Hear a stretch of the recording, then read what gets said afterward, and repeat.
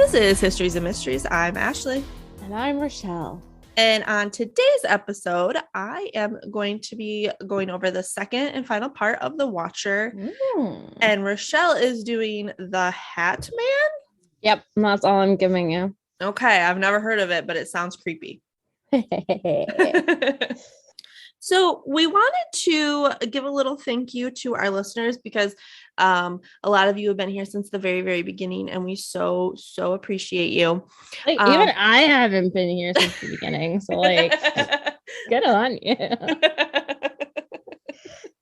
So what we want to do is we've got some merch made, some stickers of our podcast. So if you email us at historiesandmysteries515@gmail.com with your name and mailing address, we want to send you a free sticker. So please send us your mailing address out and we can send you some free merch. Oh, if you have any ideas for our 100th episode. Yeah. Yeah, what should we do? Yeah, we're coming up on that. We got 14 episodes left till our 100? Yeah, pretty close. Well, 13 after this. Maybe I'll make another game. Ooh, that'd be fun. So email us at historiesandmysteries515@gmail.com. Okay, tell me why I'm right about this being a hoax. So just a quick recap for anybody coming in. I did the first part last week, so if you haven't listened, go listen to it. But basically, this family moves into a $1.3 million house, and they start getting these creepy letters, and they can't figure out who is sending them. So after grappling with this for 6 months, they decided to put the house up for sale. It was their dream home, but after everything, they just couldn't move in. They were too scared. They initially listed the house for more than they paid because they had done so many renovations, but rumors had already started swirling about the house and what was going on. And you know how rumors go. They get way out of hand and way crazier than the actual story. So they did have one interested party, but she said she heard crazy rumors and needed to know the truth before she bought it, which makes sense. So the Broaddus's sent over what they called a partial disclosure, where I guess they kind of talked about what the letters were, and they said that they would show the letters to anyone whose offer they accepted. They had some other bids, but they were well below asking price, and the Broadduses just weren't ready yet to lose that much money. So they were kind of like, well, let's just kind of hold out and see what happens. But no other offers came in, even after they slightly lowered the price. One Caldwell agent emailed them and said that they were being too open about the letters and said that his friend got a really bad threatening letter about her dog barking, and she didn't even think to disclose that when she sold her house. So they are probably telling too much. But Derek said, quote, "I don't know how you lived through what we did and think you could do it to somebody else." So they were always disclosing the letters to anybody that was interested in the house. After they thought about this interaction with the Caldwell real estate agent, they kind of started to get mad at the previous owners, the Woods, because they're like, they didn't disclose the letter to us, and now we're in this situation. But the Woods did say that they only got one letter right before they moved, and they had lived there for 20 plus years and never received another letter. So they thought it was weird, but not threatening, and definitely not something that you would need to tell, future buyers.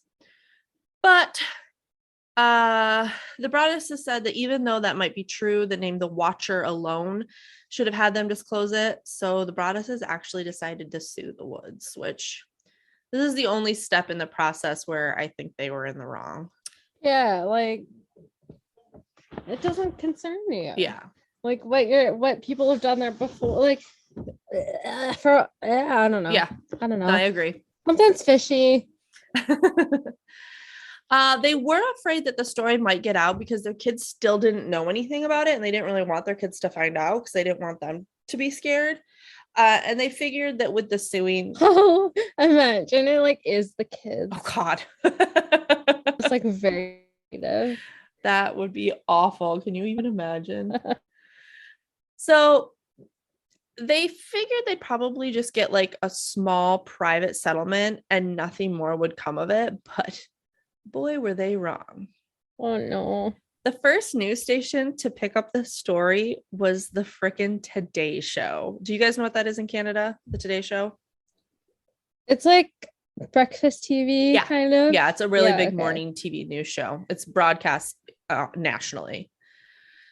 So after that, the story went viral. It was so creepy. Everybody wanted to know about it. Reporters started camping outside of the house. One reporter put out his own lawn chair to conduct his own watch. And the Broadduses were like, all right, this is too much. We need a break. So they decided to go stay at their friend's beach house and take like a mini vacation away from everything. Well, it wasn't a great vacation because while they were there, Maria's grandpa had a heart attack and the friend they stayed with had a grand mal seizure. Like they could not catch a break. Yeah. Isn't that awful? And the news of everything went wild through the small town. It called out all of the armchair detectives. Some people would use Google Maps Street View where they were like trying to see if they could like find any cars. And there was like a car on Google Maps Street View parked outside of the address. And they swore you could see a man holding a camera sitting in the front seat. But other people were like, no, that's just pixelated glare. Like there's nothing there. Some thought it was maybe an angry mistress or, quote, mall goths having fun. Rochelle, what is a mall goth? Well, coming from somebody that formerly worked at Hot Topic, I'm assuming it is those kind of children that roam around and loiter in Hot Topic for way too long. Yeah, sounds like it. I just laughed at that. They're not harmful. They may try and steal some pins or stickers, but I don't think that they're doing this. That's for sure. And some people were even really mean and were calling the Broadduses wimps for not moving in.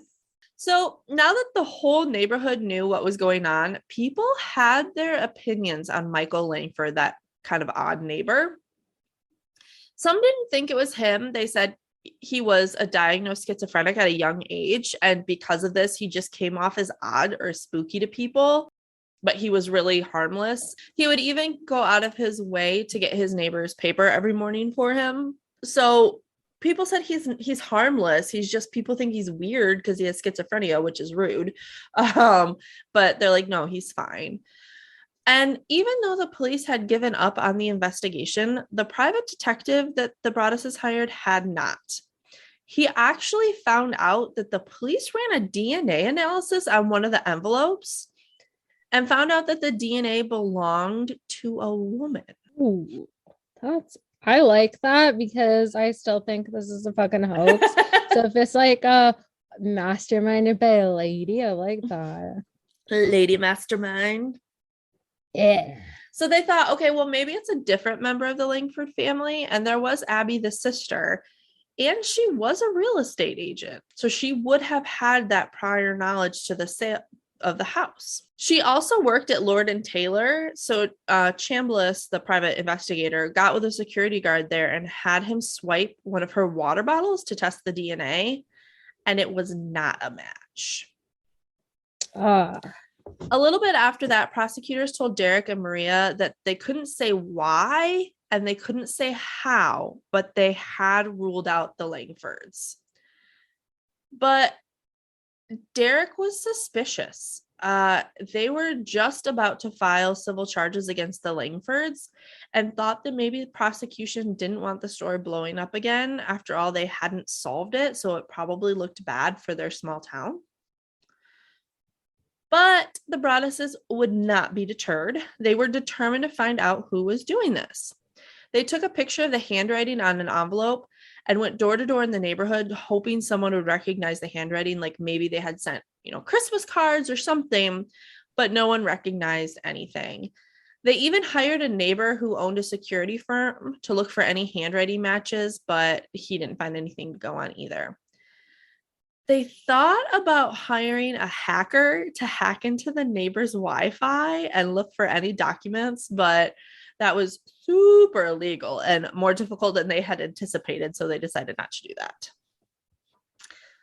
Police were stumped too. They were still looking into it, but they didn't have anything to go on. On a whim, they interviewed and tested the DNA of the previous owners, the Woods, but that didn't match either. But there was something that police had missed the first time around. Another neighbor received a similar note right around the time Derek and Maria first moved in. They had adult children and had been living there for years, but didn't think anything of it and just threw the letter out. But with all of this, the neighborhood started their own theory. And they thought that the Broadduses sent themselves the letters. They thought that they were having buyer's remorse, so they did this to get out of the sale, or it could have been an insurance fraud, or heck, even them wanting a movie deal. But the Broadduses were approached by several movie offers and turned them all down. Lifetime did a movie anyway, and the Broadduses actually sent them a cease and desist letter, but Lifetime said, oh, no, this is different because our couple is biracial. And the creep in our couple is called the Raven, not the Watcher. Totally different.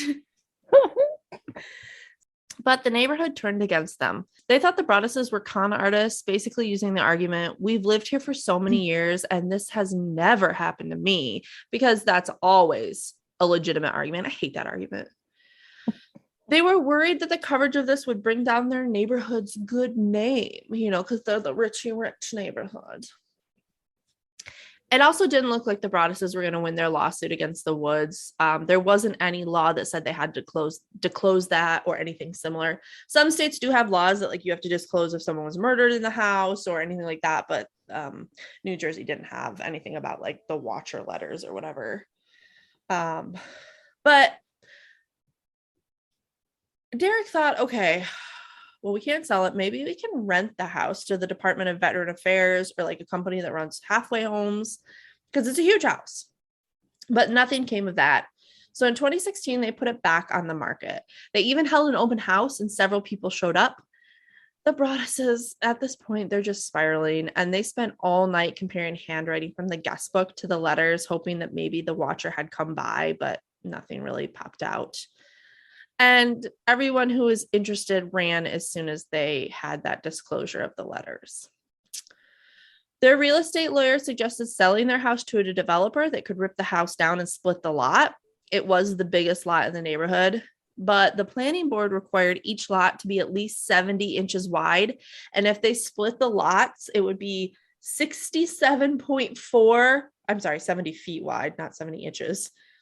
And if they split the lot, it would be 67.4 feet and 67.6 feet. So it was a 2-point-something difference. So they would need an exception to the rule. So when the idea was publicly announced, the Richie Riches got pissed. They did not want that lot split up. They did not want that house knocked down. So the planning committee had a hearing and 100 people showed up to this hearing. I bet that is the most people they've ever had at a committee hearing. One neighbor went as far as to hire a lawyer to fight the proposal if need be. And so the police were like, well, maybe this lady's the Watcher because she's pretty obsessed with this to hire a lawyer. The Broadduses' attorney pointed out that there were several other lots in the neighborhoods that were smaller than 70 feet, but the people complained that they might have to knock down trees and that the plans for the new house had front garages, Rochelle, and that is aesthetically unpleasing. So what the fuck? I know. So their proposal was denied. And while they're going through all of this, Maria's dad died unexpectedly as well. So they just cannot catch a break. And Maria was really upset by this because she grew up in this neighborhood. This was her home, and her neighbors were turning on her on a dime. And she was just super upset. But after all this heartbreak, they did get a bit of good news. There was a family willing to rent the house. They weren't worried about the watcher, but they did have a clause in their lease that if the watcher sent another letter, they could get out of it. 2 weeks after the lease was signed, Derek went to the house to deal with some squirrels in the roof, and the renter handed him an envelope. It was from the watcher. Whoa. It was dated for the day that the Broadduses gave deposition against the Woods in their lawsuit. And it said, "Violent winds and bitter cold. The vile and spiteful Derek and his wench of a wife, Maria. You wonder who the watcher is? Turn around, idiots. Maybe you even spoke to me, one of the so-called neighbors who has no idea who the watcher could be. Or maybe you do know and are too scared to tell anyone. Good move. I walked by the news trucks when they took over my neighborhood and mocked me. I watched as you watched from the dark house in an attempt to find me. Telescopes and binoculars are wonderful inventions. 657 Boulevard survived your attempted assault and stood strong with its army of supporters barricading its gates. My soldiers of the Boulevard followed my orders to a T. They carried out their mission and saved the soul of 657 Boulevard with my orders. All hail the watcher. Maybe a car accident, maybe a fire, maybe something as simple as a mild illness that never seems to go away, but makes you feel sick day after day after day after day after day. Maybe the mysterious death of a pet. Loved ones suddenly die. Planes and cars and bicycle crash, bones break." So that's terrifying because that's the first time that the watchers actually threatened them, like with bodily harm like that. But thankfully, the renters agreed to stay if the Broadduses would install security cameras around the house. Derek immediately took to the letter to the police, and the police drew a 300 diameter circle around the neighborhood and said the watcher had to be in there. And Derek was like, how about this? It has to be one of these 10 houses. But there still wasn't anything else to go on. So the Broadduses just had to go on with their lives. The town was awful to them, though. A lot of people thought it was a hoax that the Broadduses were doing, and they would tease their kids in school or the family out in public. And when asked why they didn't move, Maria said because it was her home. She grew up there, and the watcher had already taken so much from them. Some good news, though. In July of 2019, the Broadduses were finally able to sell the house. So they bought the house for $1.3 million. They put $100,000 of renovations in it and sold it for $959,000. So they had quite a bit of loss, but they were finally out. And to this day, the watcher has never been found. And that, my friends, is the story of the watcher. So you still think it's a hoax, Rochelle? Yeah, I don't think it's like I think it's just somebody who's bored and creative. Yeah, I kind of leaning that way too, because it's just so, like, if somebody really thought that way, that's so mentally disturbed. I feel like there'd be other things in their life that would kind of point to that. But I don't think it's the Broadduses. I think they were just victims here. I don't know. They like went a little too far with it, I think, like trying to sue the other family. Yeah, I do think that was, yeah, I think that's where they slipped up in suing the other family. But other than that, I do feel bad for them. I think I think they were the victims in this, but either way, that would be horrible and I would hate it. Derek Broaddus, though, like, he looks guilty. You think? He looks so much different than I was expecting. He's just got that, like, I'm a white guy and I get away with everything. He is a white guy. I did find his Twitter, and he posts a lot of like advocacy, like true crime stuff, and a lot of like Black Lives Matter and LGBTQIA positive things. So yeah, because he knows he looks like the kind of person who doesn't advocate for I don't know. Something's up somewhere. Like, And I hate that, like, it's not solved. I know. It's the worst. Ah. That's the worst part. Like, this whole time, I've just been scrolling, like, hoping to find, like, some sort of theory. But nothing. For me to think that it's Maria. Oh, geez. You think it's Maria? Yeah. I think she's like, cause she like lived around there, like she knows the area, like she knows what's been going on. Maybe. I don't know. I still think maybe it's one of the Langfords. I don't think so. But who knows? Who knows? Maybe we'll find out one day. Maybe we never will. If you're the watcher, please just tell us. It's over now. They've moved out. We're not mad at you. It's okay.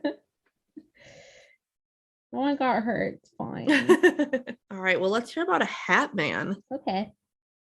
I was talking with my mom the other day, and she mentioned listening to the last episode we did. Where I read out some real life ghost stories. She said, I listened to your iPod last night. I thought that was weird. I'm sure any old iPods lying around my parents' house would be beyond resurrection. Anyways, she meant the podcast. And brought up one story in particular. Recalling the tale of the camper seeing the very tall man in the field, she asks me, have you ever heard of the tall man in the hat? I hadn't, but what she described made me very excited to research it for this week. And this is different than Slender Man? It's different. Okay. I found many different versions of this Hat Man story. He appears to folks for a variety of reasons. Perhaps he'll appear to you next. Ew, Rochelle, don't wish that on me. I'll start by reading you one account. My experience with the Hat Man came in 1994 when I was about 14 years old. I was living with my grandmother and great-grandmother at the time at my home in Nashville, Tennessee. Nashville's in Tennessee, right? It says TN. Yes. I had been staying up really late that night, and at about 2 a.m. in the morning, I found myself lying in bed and nodding off as I was watching TV. The lights were all off, and the only light that was in the room was coming from the TV set in front of me. From where I was lying in my bed, looking down towards my feet, I had a clear view all the way into and through my great-grandmother's room, which was just parallel to mine, as there was no door between my room and hers. I could also see into the hallway just on the far side of her room. Just inside the hallway was the doorway going into my grandmother's room. As I was lying there with the covers pulled up to my face, nodding off, my eyes would open and fall, over and over again. And then at some point, something I heard on TV made a noise and caused me to wake up and open my eyes a little wider. Only this time, I saw something out of the corner of my eye. I have always had a fear about intruders and what I would do if someone ever broke into our home. For a brief moment, I thought the movement I was seeing might be my grandmother getting up to go to the bathroom. But as I moved my eyes more into focus, looking down through my great-grandmother's room into the hallway, I very quickly realized that it wasn't my grandmother. What I saw gripped me immediately with fear and dread. I saw a tall, human-like figure, and the figure looked like that of a man. The man had no distinguishable features whatsoever. I could see no eyes, no nose or mouth, only blackness. He looked like a shadow, only much darker. He had a very wide-brimmed hat and a long trench coat that flowed as he moved. I started to tremble. My heart began to race. At that moment, I came to the conviction that there was indeed an intruder in my house. As I watched him move, in the back of my mind, I began to play out scenarios as to what he and I was going to do. Was I going to yell? Was I going to get up and run after him and try to fight him? He leaned his head and body into my great-grandmother's room and looked in, turning his head towards her and then toward me. I had my eyes closed as much as I could so I could still see him and yet still look like I was sleeping. He stood there for what seemed like an eternity, just staring. He then moved very slowly and without sound back into the hallway just out of view. As I kept watching, I then saw his blacker than black figure move towards my grandmother's room. Just like before, he leaned his body and head in our doorway, looking at her, again, not making a sound. Ugh. He then leaned back and moved out of view into the hallway. At this point, I didn't know what else to do. I was convinced that we had some kind of burglar in the house. Yeah. So I summoned up as much courage as I could, jumped out of bed yelling, and charged into the hallway, ready for a fight. I turned to the hallway, and he was gone. I'd like to think that if I ever had an intruder, I would fight, but I don't know, ma'am. That's so scary. I know, right? Obviously, my yelling and screaming startled and woke up my grandmother and great-grandmother. I told them what had happened, and needless to say, we didn't go back to sleep for a long time. And when we did, we left the light on. After my experience that night and during the next day, I spent a lot of time talking with my family about what had happened. I was surprised to know that my experience with the man with the hat and cape was not the only one that had happened in that house. Oh. As it turned out, both my grandmother and great-grandmother had seen the same thing. No. My grandmother relayed to me that a few nights prior, she had woken up in the middle of the night and she saw a dark figure walk past her doorway in the dim light of the hallway. Since it looked like it was wearing some kind of flowing robe, she thought it was her mother, my great-grandmother, getting up to go to the bathroom wearing her evening robe. Then, too, my great-grandmother told me that she, also on a separate occasion, had seen the same dark, shadowing being lurking in the house at night. I honestly didn't know what to make of it all, and over the years, as time passed, I had grown very antagonistic against the whole thing, brushing it off as mere happenstance, a figment of my imagination, or perhaps the result of my nodding off and being in that in-between place of being half asleep and half awake. That's probably what I would, try and reason it off to be. Mm-hmm.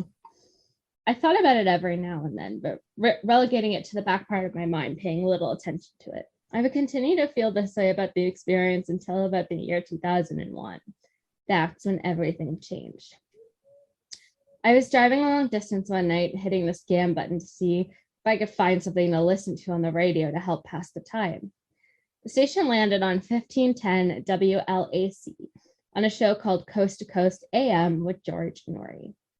It was probably 2 a.m. or 3 a.m. when the show came on.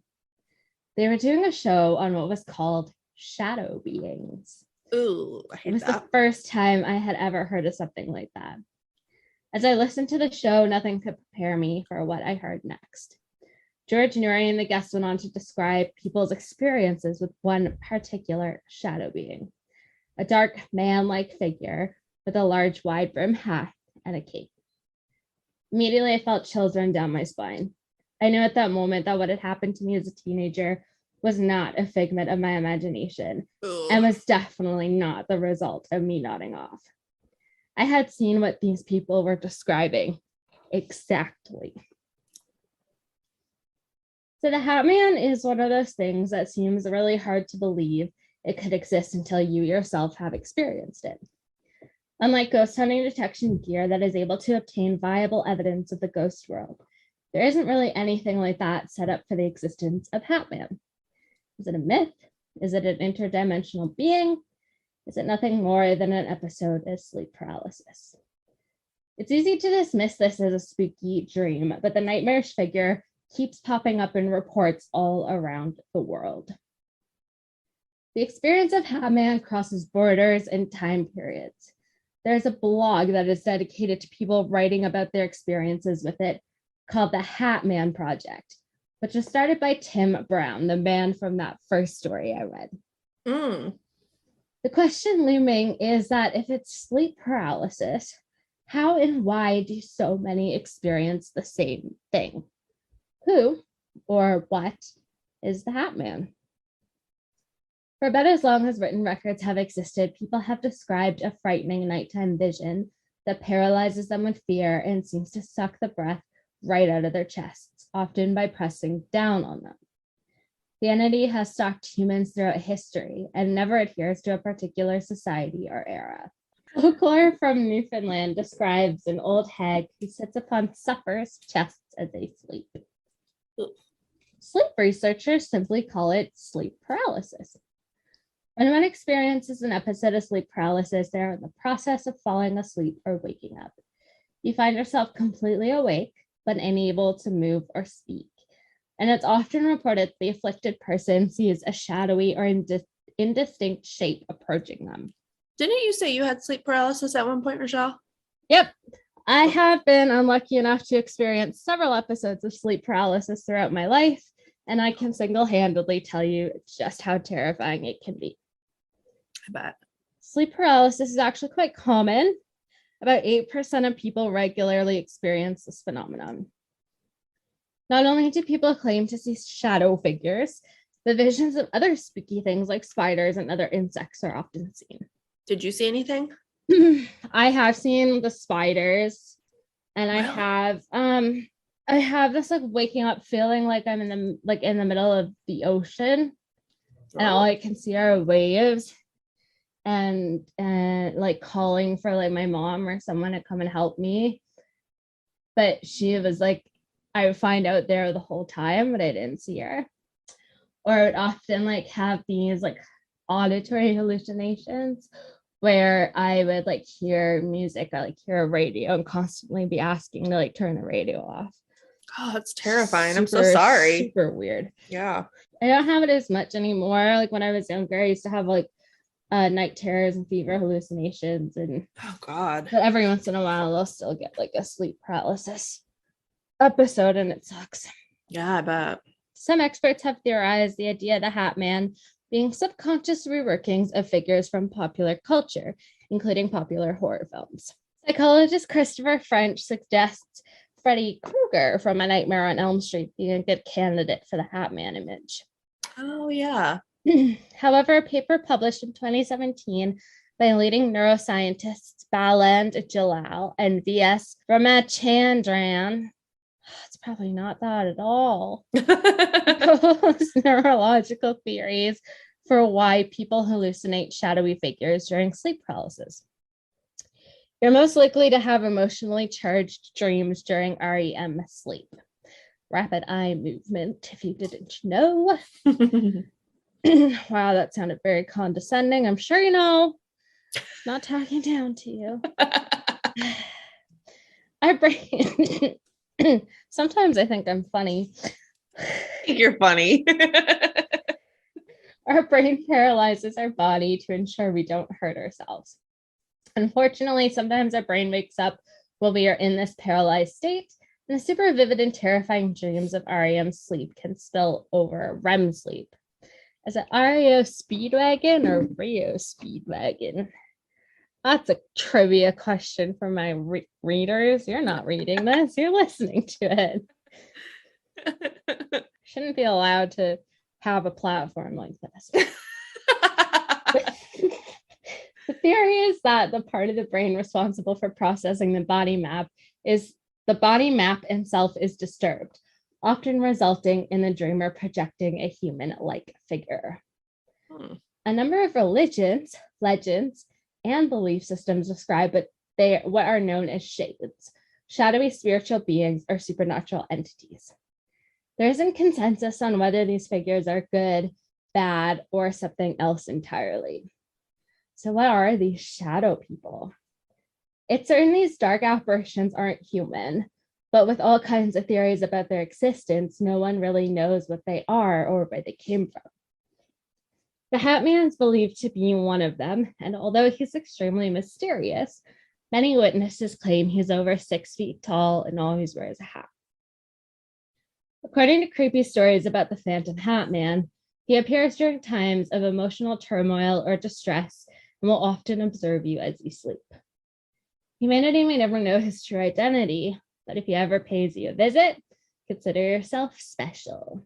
Oh, I would not feel special. Some UFOologists, cannot believe that's a real thing. That's real cool. Do you have to like go to school for that, or can I just call myself that? I feel like you can just call yourself that. Believe Hat Man could be an alien species observing people. Oh, I like that. That's cool. That's kind of cool. Data, have you like heard the theory that like aliens are like future humans? No. And that's why their like heads are so big, because our brains, we evolved to, you know how when we started evolving, we had teeny weeny brains, Yeah. only big bodies. And we're going backwards, essentially. Our brains are getting bigger. And so we don't need like the big bodies to fight ourselves off anymore. And so the idea is that aliens, of like how we know them, are like future are like what we're going to evolve into. And they're just coming back to the past to like learn about it. Yeah. I love that. Isn't that crazy? Yeah, I love that theory. That's cool. And that's why they have like big ass heads and little bodies. I don't want to look like that. Like, I don't want to evolve into that. I like how we look right now. I think we're kind of cute. Maybe Hat Man thinks they're cute too, and that's why he just watches us sleep. That's creepy, but maybe. Like, not comforting, Rochelle. No. Don't watch me sleep. Data collected on Hat Man has predominantly been firsthand accounts of people's experience. People describe an entity watching either from a doorway, closet, or corner of a room. Most accounts say observation is all that happens, strengthening the UFOologist's claims. Others claim they are approached on, or the Hat Man hovers over the top of them, strengthening the scientific community's claim that Hat Man is experienced as sleep paralysis. The others claim to also see him during the daytime when they are awake and going about their day. Still, other accounts state that they experience seeing Hat Man during, after, or before a major trauma or traumatic event. This connection to Hat Man would seem to suggest a spiritual or emotional-driven aspect to the shade or shadow figure not always accounted for. Although some have claimed he can attack, he usually just seems content to sit and watch over whomever he visits. Jumping back a bit, the Hat Man seems to be hanging around areas where there are negative emotions taking place, such as households that have experienced domestic abuse, fighting, or depressed family members. Some people believe the Hat Man is a demon sent to bring those who are about to die to hell. Oh. And that's how my mom like brought him up. She's like, you know, the Hat Man sits at the end of people's beds when they're like about to die. Oh. I was like, I didn't ask her how she knew about this. I should ask her. You should. Cheryl, This is interesting. Cheryl, next time you listen to my iPod.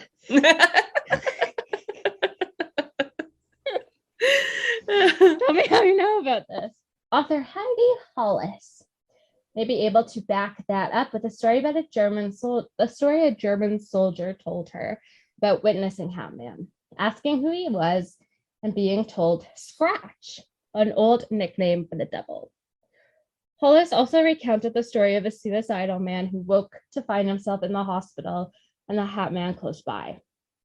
According to the story, the Hat Man quickly disappeared after the man woke up, but not before saying, I almost had you. Physical accounts of Hat Man are that he appears with male-defined characteristics. Hat Man is a completely dark entity, most similar to what people could more easily identify as a shadow person. Hat Man wears a fedora or some type of long-brimmed hat. Hat Man appears to be wearing some type of coat, often described as a trench coat. Some accounts say he has glowing red eyes. However, most people say, much like his clothing, his face is obscured. They can make out a general outline of where he's located. There have also been reports that Hat Man carries a gold watch attached by his chain to his belt and will occasionally look at it. People can usually feel when they're being watched, and a gaze from the Hat Man is no exception. Many have noted a very dark energy emanated from him and said they immediately knew he was extremely evil and very likely wanted to kill them. Ugh. Some get the feeling that Hat Man is enjoying their fear and actually feeding off of it. It's possible, however, that since people who witness Hat Man are usually already in a fearful, angry, or other emotionally charged state, thanks to whatever negative thing is going on in their life, they associate Hat Man with their negative feelings. Mm-hmm. Because he appears in so many different situations and occasionally to several people in the same family, there isn't really a clear explanation if he's truly evil and why he appears to so many people. Although the Hat Man can seemingly appear at any time of day in any location, many encounters people recount have taken place in bedrooms with a large amount of sightings occurring in basements. Oh, Mm-hmm. I already hate basements. Then you got to put that into it.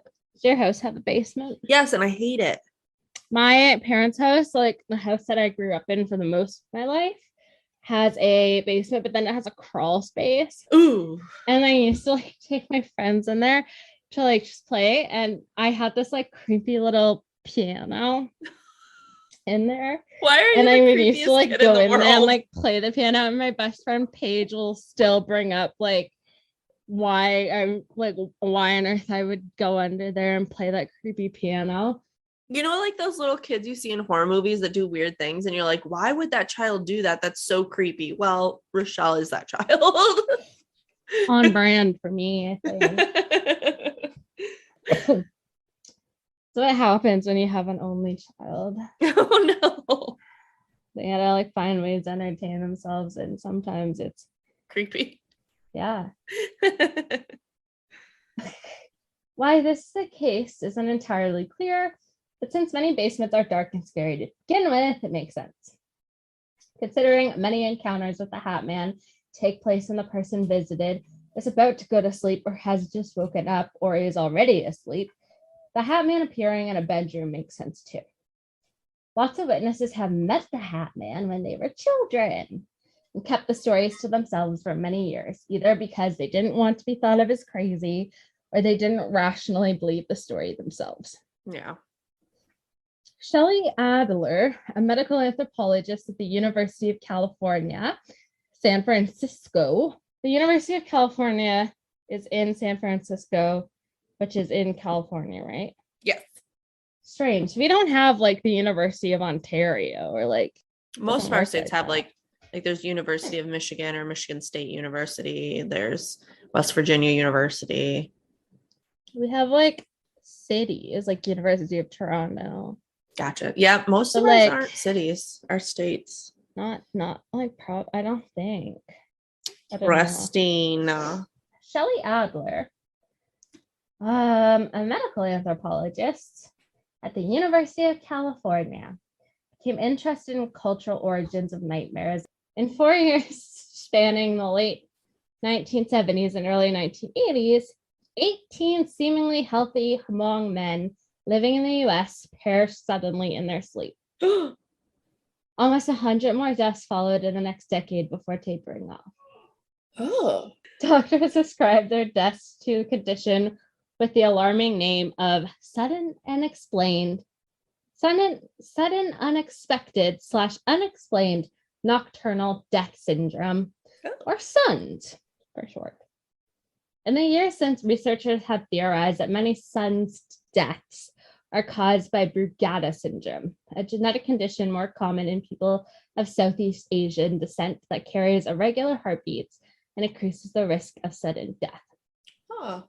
But in the Philippines, Thailand, and Laos, and other places where such deaths were slightly more common, SUNS had a different name that often translated as some variation of nightmare or nightmare death syndrome. Oh, that's terrifying. The name suggested that it was the dream itself that killed people. In an effort to understand Hmong interpretations of these deaths, Adler interviewed Hmong refugees living in Stockton, California. When asked about common nightmares, men and women described a figure called Da Cho. Luckily, they told me how to pronounce that one because it does not look like that. It looks like Dab Tasog. Da Cho, an evil spirit that visited sleepers at night, pressed upon their chests and attempted to smother them as they slept. Ooh. Almost all of the interviewees were familiar with Da Cho. 58% reported having been visited by the nightmare themselves. When faced with the unknown, humans tend to reach for the closest culturally available explanation. If you can't account for time and have long been interested in contact with aliens, then an alien abduction might seem like a possible answer. If you wake up afraid and breathless at night and you live in a society where more than half of the people you know have reported having an evil spirit sit upon their chests as they sleep, an evil spirit is a logical explanation for your own experience. Yeah. The more people report such experiences, the easier they are to accept. The primary disseminator of these experiences is the internet. People who have nightmares outside of a cultural framework of understanding draw upon a contemporary narrative interpreting their experiences, such as one derived from medicine or psychiatry, for example, heart disease or mental illness, religion, demons, or the paranormal, including alien abductions. So now I have some more stories involving the Hat Man. Okay. My, in brackets, now ex-boyfriend, always talked about these shadow people. He saw the top hat man and the man in the fedora. He always said the top hat man came to warn him of awful things that were going to happen. I, of course, thought he was a psycho and dismissed it. 2 months later, I started to see the man in the hat next to our bed. Ew. He would lean over me. Anyways, my boyfriend ended up violently assaulting several girls. I read somewhere that he may show up if you're in the presence of an evil person or dangerous environment. I also saw a different shadow man in the middle of the road in the car at night with him. Oh. I explained his appearance to my boyfriend. He explained immediately that this man came when death occurred. Ironically, I went to a doctor's visit the next day and was informed I had a miscarriage that night. Since we broke up, I haven't seen a shadow people since. All right, another one. I saw him at 18 years old in my room after a particularly traumatic experience. I woke up at an incredibly late hour, probably 2 or 3. I didn't check, something was off. I was speaking in a language I've never heard. Oh. I was speaking to what I can only describe as a young girl, or something with a body type of young girl, perhaps 14 in a dress. I couldn't make out her features, but I could make out her eyes and her mouth, which could only be described as sharp looking, like a human piranha or something. Oh. She was whispering something in my ear, and I was replying in this strange language. But it wasn't just the shadow girl. My bed was surrounded by tall, dark figures, which I can make out the features of. Perhaps 4 of them, not counting the girl. They sat motionless and watched me, but the most striking figure was a tall man in a wide-brimmed hat, standing in the corner of my room. I could feel as if he was amused, no more amused than the others. Each time the girl whispered in my ear, I let out a reply of which I didn't understand, and the man in the hat would be delighted. You think that one would be scared of this sort of encounter, but it felt familiar. Oh. I felt rather warm, as if I were surrounded by old friends or family. She thought it was nice to see an old friend too. That's weird. I forgot to add that I was researching this encounter and came across a startlingly similar account. The person had an almost identical experience, minus talking in another language, or at all for that matter, and the little girl was yelling into their ear opposed to whispering as she was for me. Very strange. Mm. While living on base in Anchorage, Alaska, I saw a tall man in my bedroom twice. One night, I woke up to who I thought was my husband standing at the foot of our bed. I called out my husband's name and heard him groan next to me. Oh, God. I quickly looked at my husband, then back to the figure, but it had vanished. About a week later, I woke again to see a tall man standing next to the bed on my husband's side. This time, I could see that the man appeared to be wearing a top hat and a trench coat. I saw my husband laying next to me, so I knew it wasn't him. A few seconds passed, and one of my dogs woke and began to growl in the direction of the figure. The figure then swung his coat over himself and disappeared. I have not seen him since. I later described the incident to my parents, and it told me, as a child, I would see a figure walking outside our house that I named Trenchcoat Man. Oh my gosh. Hello, my name is Jennifer Chin from Versailles, M.O. State, what state is M.O.? Missouri. Okay. I have been haunted by the Top Hat Man since 1982. The haunting began when I was just 8 years old. My mother had just married my stepfather, who was very abusive, and we moved from Missouri to Texas to begin our life with him. I began seeing figures at the end of my bed, and two were pleasant and one not so much. Let me explain my first recollection of the Top Hat Man. My stepfather wanted to take a photo of me and my then 3-year-old cousin. We were standing in front of a sliding glass patio door with a sheer curtain covering it. It was daylight outside with full sun. My stepfather had my cousin and I stand together as he took a Polaroid photo of us. When the photo developed, it was dark, with clouds/smoke in the middle. And in the middle was a man wearing a top hat and a trench coat. Obviously, at first we thought this may have been captured from the television. However, we weren't watching TV at the time. This was a Polaroid captured photo with instant results, with no ability for Photoshop. It doesn't help that the house we lived in had strange events that occurred. The previous owners left in a hurry, leaving valuables behind. Oh. We heard strange noises in the attic and ceiling fans that turn on and off, along with the window air conditioner units while being unplugged. There's one event that left us speechless. My 3-year-old cousin wanted to brush her teeth, and she was too short to reach the counter in the bathroom. My mother told her she could use her closet mirror in the bedroom. My cousin came out of the bedroom and said, "The baby in the mirror took my toothbrush." I hate that. I hate that so much. We searched the house for the toothbrush, couldn't find it. My mother then told my cousin to ask the baby in the mirror to give it back, and she walked out with the toothbrush. Oh my God. We moved from the house, and eventually my mother had the courage to leave my abusive stepfather, and we moved back to Missouri in 1983. The home we moved to was a 2-story home with a basement. I always felt uneasy about the home and chalked it up to trauma after leaving my stepfather. I would have dreams of being in the basement, and I would feel this heaviness behind me. When I would turn around, I would see the Top Hat Man.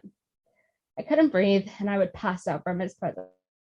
I had this dream too many times to count. We lived in that house. When I would tell my mother, she would tell me that it was trauma from the photo that was taken of my cousin and I, and he wasn't real. Let's fast forward to 2012. I'm married with 2 teenage children. My daughter was 16 years old. I was a deputy for a sheriff's office. I had drank an energy drink at the beginning of my shift at approximately 1600 hours, 4 o'clock. I kept feeling a weird heartbeat, and at the end of my shift, I drove to our ambulance base and asked them to check me over. I was transported to the hospital and diagnosed with pre-ventricular contractions. Harmless. I had no way home and had to call my daughter to pick me up from the hospital. I told her I was okay, but I needed a ride home. She said, "Mom, I'm so thankful you called and are okay. I was having this horrible dream." She said, "I had this dream that this guy in a trench coat and a top hat was chasing me and my brother." I never told her any stories about my experience with the Top Hat Man up to that point. Once I began to tell her about the Top Hat Man on our way home, she was terrified. She's had dreams of the Top Hat Man several times, but hasn't seen him since she's been grown. Let's fast forward to 2016. I was speaking to my infamous cousin, who is now grown. I'm not sure how the conversation came up. However, I began telling her about the Top Hat Man and all the strange occurrences that have happened over the years. She began to tell me that she has taken several pictures of her children, and she will capture the Top Hat Man in photos. She has numerous photos with him in them. She never knew about the Polaroid photo or the baby in the mirror occurrence that happened many years ago. Fast forward to 2018. I was in conversation with a sales rep at our local cell phone store provider. A man had died several years earlier in her home, and it was quite the extrication to move him from the home. As a deputy in the county, I was aware of the details surrounding the man's death. She began telling me how she's seen the Top Hat Man in her home. She said she would be in the basement and feel a dark presence if she could see the Top Hat Man at the top of the stairs. Although I haven't seen the Top Hat Man since my youth, he somehow still is with me and my family. I must have been 6 or 7 years old when it started. It was the early 1980s. I lived in San Diego, California at that time. We lived in an average house in an average neighborhood. I was an imaginative child, and I always enjoyed make-believe.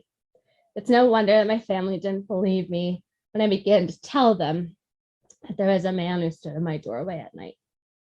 I remember waking up night after night terrified as I saw him there. Just writing this makes me sick to my stomach. He was dressed in a hat and a long coat. I never saw his face or even the color of his clothing.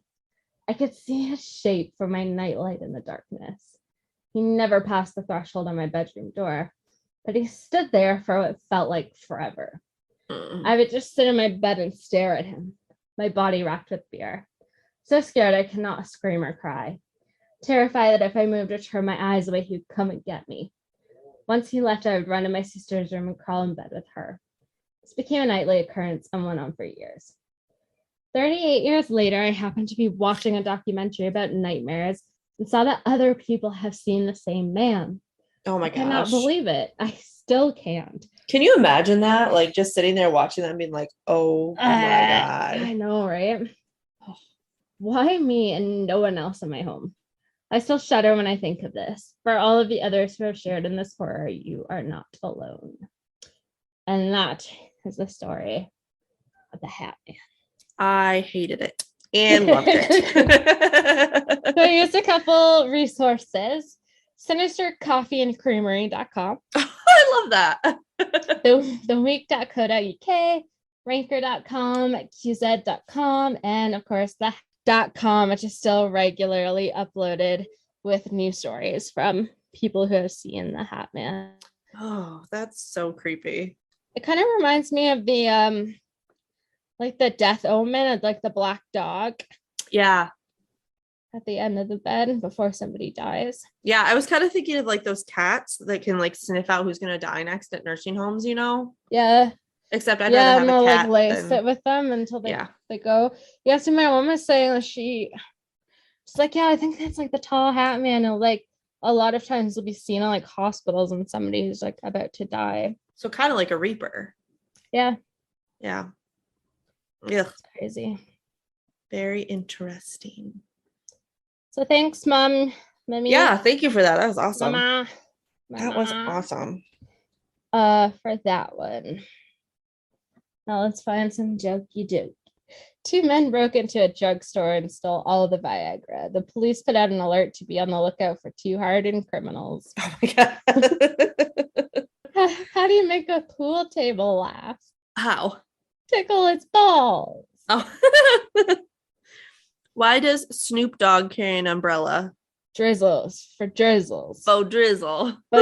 Yeah.